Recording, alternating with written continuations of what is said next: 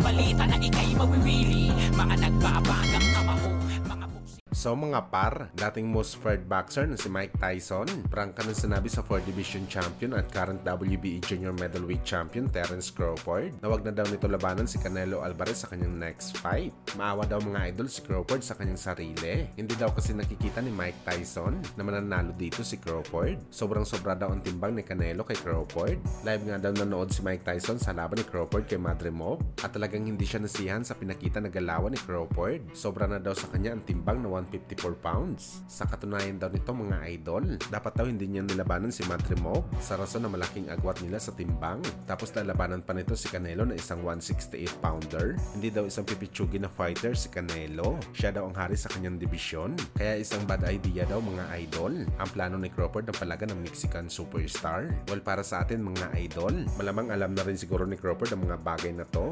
Natagalid talaga ito sa laban kay Canelo. Pero syempre mga idol, dinaya lang talaga dito si Crawford dahil ang main target nito sa laban kay Canelo ang pera na makukuha niya sa laban. Imagine kasi mga idol, posible makatanggap si Crawford ng tripling purse money sa lahat ng kinita nito sa buong laban niya sa kanyang pro boxing career. Talagang masecure na talaga ni Crawford ang kanyang sarili sa ganito kalaking halaga kapag nagretiro na ito sa boxing sports.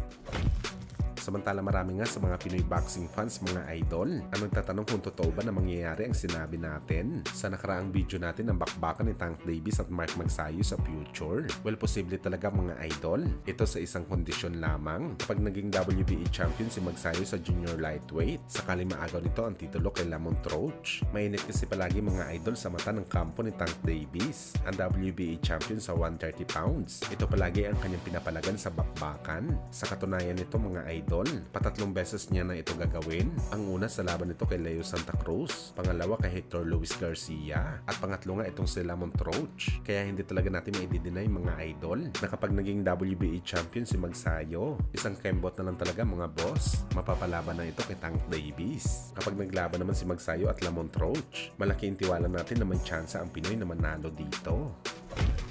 Sa kabilang banda naman mga idol, matapos nga po binanatan si Pacman ng kanyang dating pinatulog sa sparring na si American, na inaaksaya lang daw nito mga idol ang panahon ng British fighter dahil puro daw hamon si Pacman pero walang palag, kung saan sumagot nga dito mga idol ang advisor ni Manny Pacquiao na si Sean Gibbons. Bakit hindi matuloy-tuloy ang bakbakan ni American at Pacman? Aniya walang problema daw sa Pinoy legend mga boss na lumaban kay American kahit anong oras. Ang problema lang daw talaga dito mga idol kung sino daw magbibigay ng pondo sa kanilang bakbakan. Malamang sinasabi ni Sean Gibbons dito mga boss kung saan kukuha ng milyon na pondo para ikasa ang bakbakan ng dalawang legend. Sigurado kasi tayo mga idol na hindi bababa sa 5 million US dollars ang presyo ni Pacman sa ganitong laban plus pa ang bayad kay American. Ito talaga ang rason bakit hindi mabilis maikasa ang bakbakan nila.